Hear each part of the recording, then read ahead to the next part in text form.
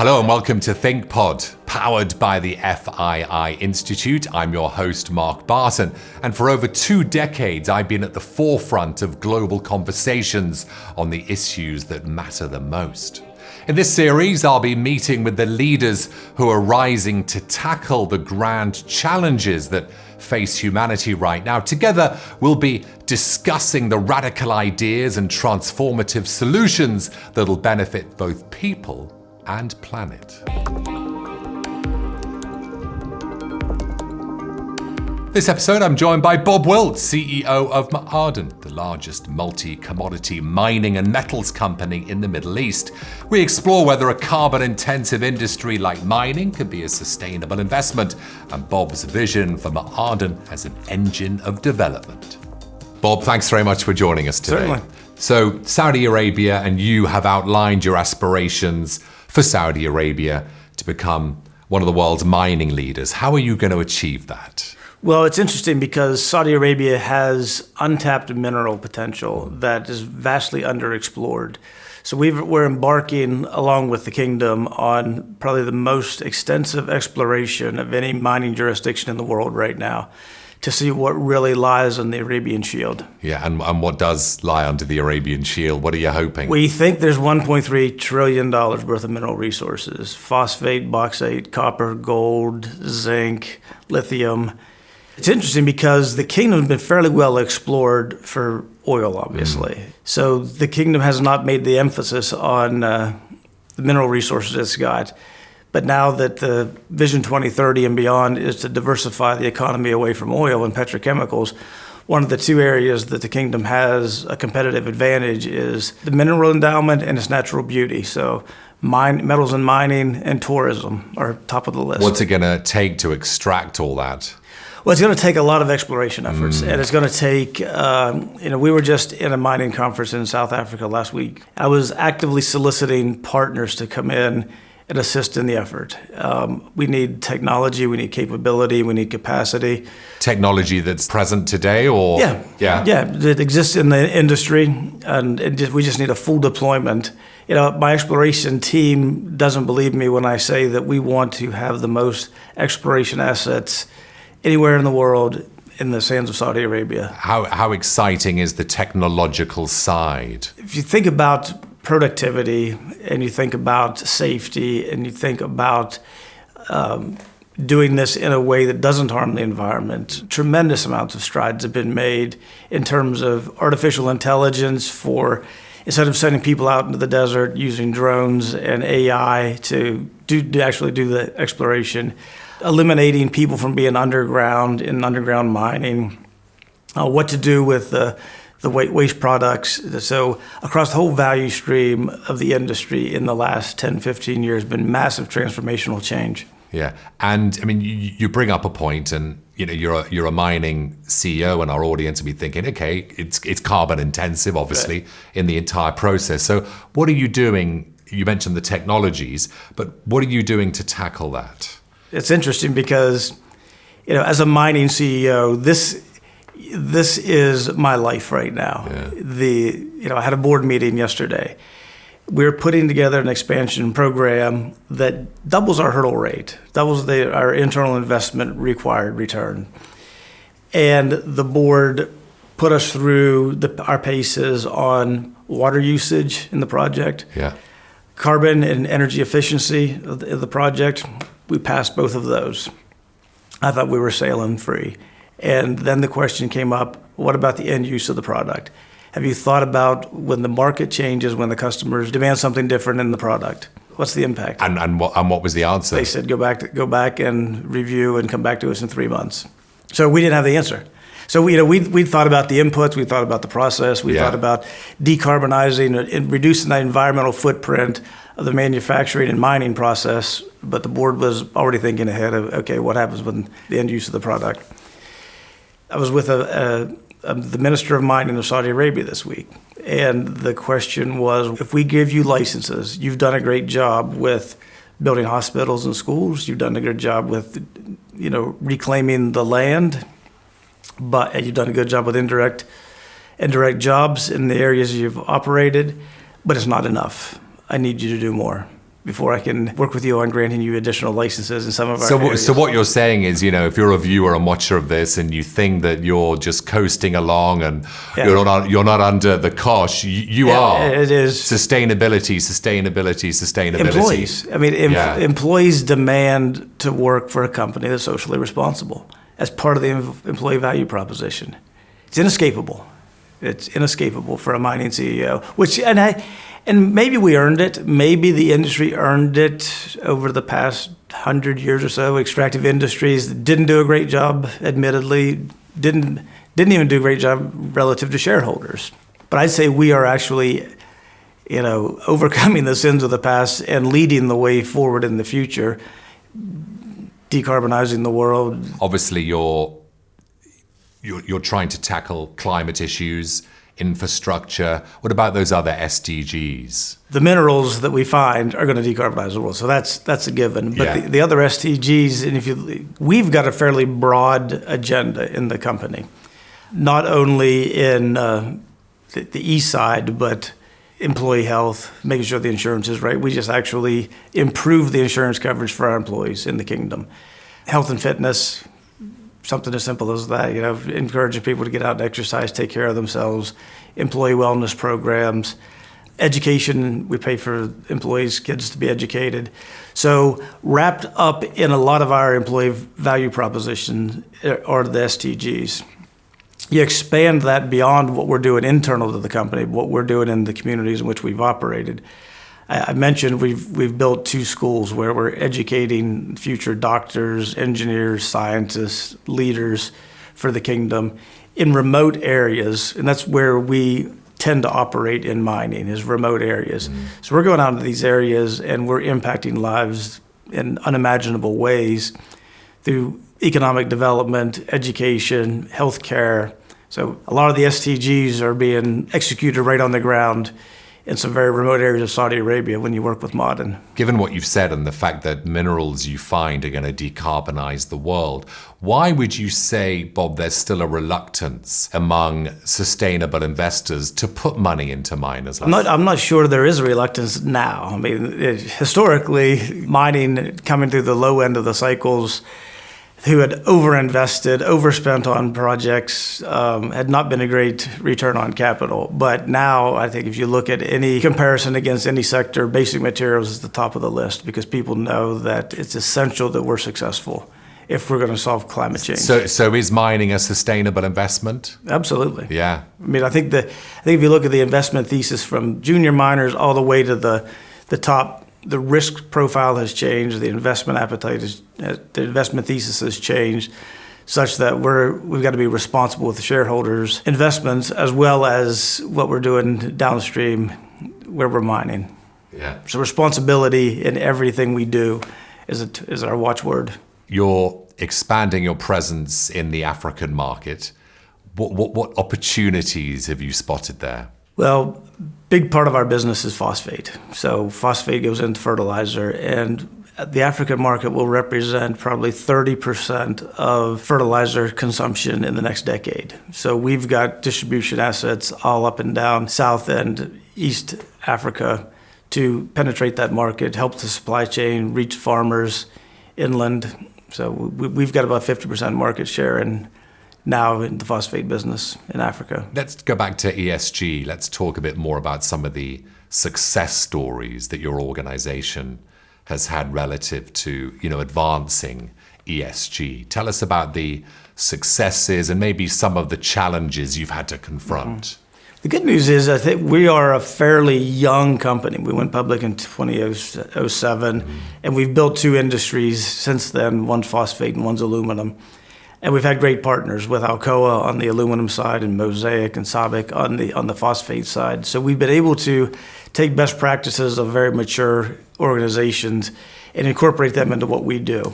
So we've been able to partner with them on technology transfer, best practice transfer. So we've got a really good start. We're fairly young, and we've got good partners already. What metrics are most valuable, would you say, for advancing ESG? Well, we are debating that vigorously right now at even the board level because it impacts executive compensation. So what do we put out there? You know, we've obviously got a 2050 carbon neutrality goal and a roadmap to get there. So the first 3 years of that, we have targets for carbon reduction that we're going to be incented upon. We have wastewater reduction. We have recycling metrics. So your basic E metrics are easy to cover. The other ones less so. And then on the S side, we've got local content, how much direct and indirect economic impact we're having in the areas we operate. We've got, of course, in Saudi Arabia, you know, as gender equality is booming, you know, the amount of females in the workforce is imperative to bring that up to speed.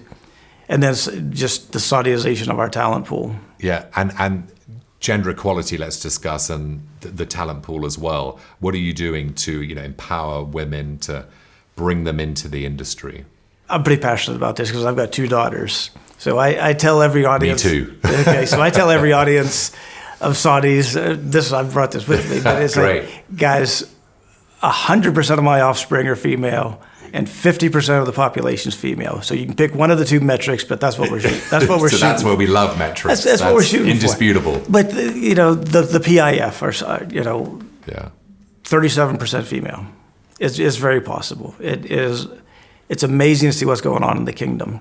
I was in the military, and I came over for the first time in '91 during the Gulf War. And whenever we were deploying, our commanders were very reluctant to even allow us to carry pictures of our wives because we didn't want to offend our hosts when we landed in Saudi Arabia. We didn't know.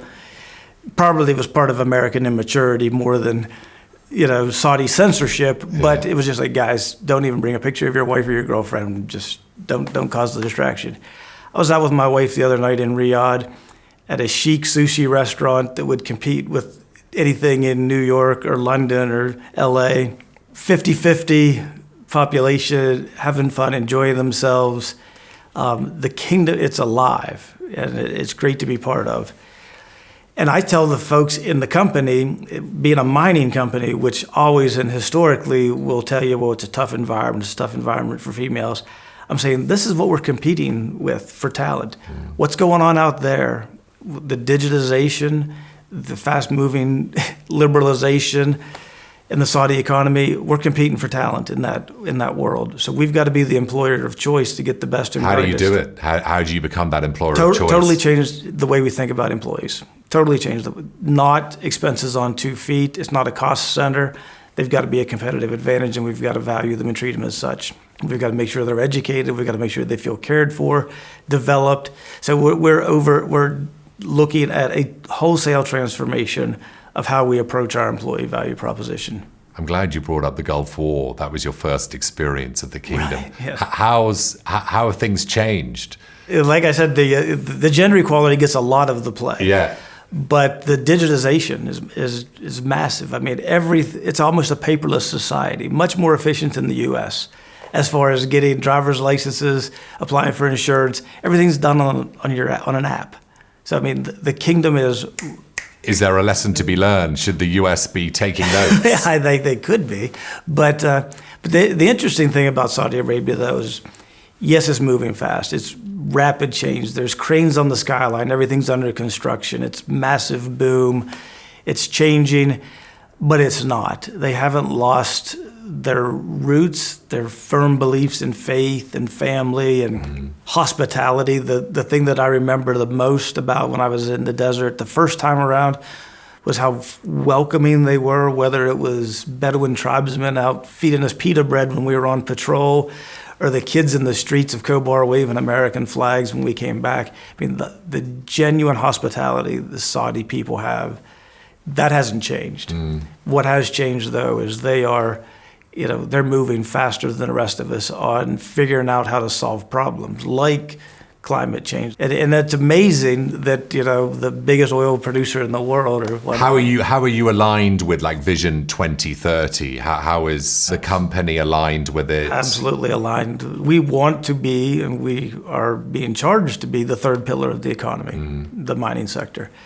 the assistance we get when we need it, the prodding we get when we deserve it, 100% aligned. How much prodding is there when you deserve it? You've already given us a few examples. That's there. More than you expected? There is not necessarily. I mean, it is very interesting to run a publicly traded company in Saudi Arabia. It's the same level of intensity in the West, the same level of transparency. So that's no different. But the board has higher expectations. It's fascinating. Yeah. Let's come back to ESG. What are the pathways, Bob, to making ESG more universally acceptable, universally accessible and desirable for companies, for governments, and for individuals as well? What does it take? I'm of an age now where I graduated from business school in '99. And the dean of the business school said the two most important issues your generation may face would be climate change and income inequality. And he was being provocative. Yeah. And he was like, this might happen, so be ready. Well, obviously, those probably are two of the biggest issues my generation of leaders face. How to make it accessible, though, is, there's not an ESG department or a sustainability department. Sure, there are subject matter experts, there's technical advisors, there's best practices, but it's got to be embedded in everything we do. And it starts at the board, it starts at the owners of the enterprise. It's got to be embedded in their decision making, and it is. It's got to be embedded in the executive decision making, how we're incented, the decision making matrix we use, risk management. It's prevalent across everything we do. You're the leader of today. What are you doing to inspire and to empower the leaders of tomorrow to contribute and take the mantle when it comes to, achieving this sustainability, this sustainable world? I don't need to inspire them. They're inspiring me. Are they? Oh, absolutely. They don't need to be convinced. Like I said, I'm of that generation where the first part of my career was it's an either or. You can either be sustainable or you can be profitable. It's not either or. It's not. It's not. That's gone. That's gone. That's gone. And so we know that. The kids know it.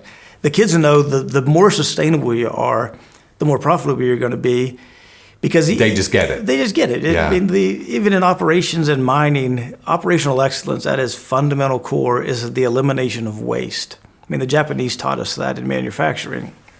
Elimination of waste makes you more profitable. It always has. That debate's long since been settled. Yeah. Are you happy with the metrics, the ESG metrics? I mean, what should the likes of you, governments, do to ensure that those metrics are being advanced by the private sector, regardless of government oversight? I wouldn't say I'm happy because, as I mentioned, we're still in debate on what they should be, how they should be deployed, what the metrics need to look like, how we should be incented. So I would say there's still a lot of work to be done there. What role should NGOs and activists have in being part of formulating those sustainability metrics? How should you be working with them? Our community framework has us along a spectrum of how to work and operate with a community. And the extreme is we take no input. The furthest extreme is the community gets all the input and tells us what to do. We are closer to that at this point in our evolution than I would have ever imagined. The solicitation of input beyond just the notional town hall meeting to get your permits like it used to be. It is intense, it's vigorous, it's debated, but it's not as adversarial as it used to be. It is an understanding that we all know we need to work together. And so NGOs have a vital role in that, mostly in advising the communities, the residents, to how to come up against when a miner wants to come into town. What's it look like? Well, my proposition is it's going to look better when I'm there. It's going to look better when I'm gone.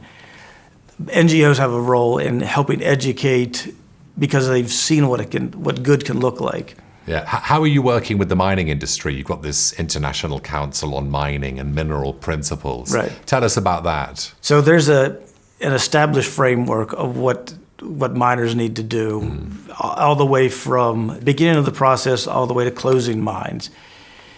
Standards established, how to work with communities, how to mitigate risk. So we realized, I think, in the mining community that we haven't always been the best. We haven't always been responsible. We haven't always been a neighbor you'd want. What gets you up every day? What inspires you? What drives you forward? What energizes you? During Ramadan, we had a celebration dinner with all the families from the Riyadh office. And I was looking across the room and I saw all of the kids, all these young Saudi kids. I said, get all the kids up here with me. I want to take a picture. But that's what drives me, is being part of the change that's going on in Saudi Arabia and what the next generation is going to inherit. And that's what drives me. I love these people. I love this country. And I can't wait to see what happens for the next generation. Bob, thanks a lot. Thank you. It was fantastic to chat to you. In these turbulent times, don't forget to like, comment, share, and subscribe to Thinkpod for more insight and analysis.